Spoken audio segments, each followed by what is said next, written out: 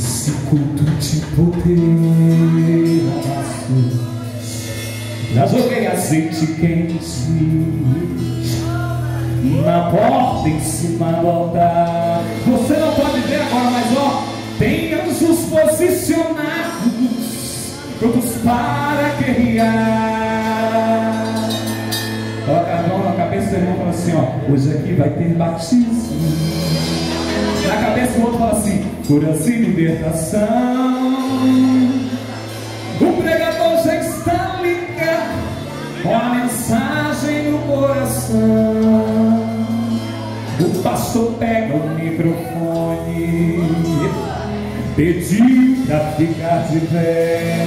Se você pode, ó, levantou a oração e logo desceu o poder.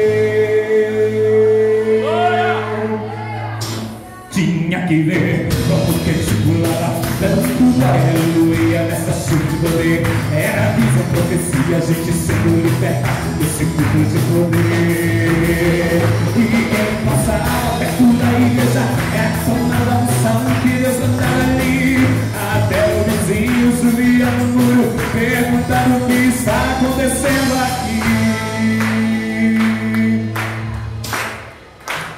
Quem nunca viu vai ver o mistério de tudo que Deus vai fazer. Quem nunca viu vai ver a rua de tudo que é pra você. Quem nunca viu vai ver o mistério de tudo que Deus vai fazer. Quem nunca viu vai ver a rua de tudo que é pra você.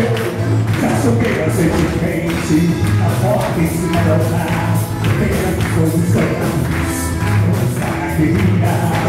Hoje aqui vai ter batismo, hoje de libertação. O pregador já está ligado com a mensagem no coração. O pastor pega o microfone, decidiu pra ficar de pé. Levantou a oração e logo desceu o poder. Tinha que ver quando quem se doava, faz tudo aleluia nessa chuva de poder. Era a visão profecia, gente sempre libertado desse tipo de poder. E quem passava perto da igreja era só uma canção de Deus estar ali. Até o vizinho subia no muro perguntando o que está acontecendo aqui. Raca solta, irmão Maia. Quem nunca viu vai ver o mistério de tudo que Deus vai fazer. Quem nunca viu vai ver as ruas de tudo que vai pra você. Quem nunca viu vai ver o mistério de tudo que Deus vai fazer. Quem nunca viu era só Isa. Isa na casa, se vai olhar, para ser tudo que Deus te dá. Isa na casa, se vai olhar, assim, para que Deus te dá. Nome do Senhor, deixa as cruzes de morrer. Isa na casa, vai em nome do Senhor, seu momento.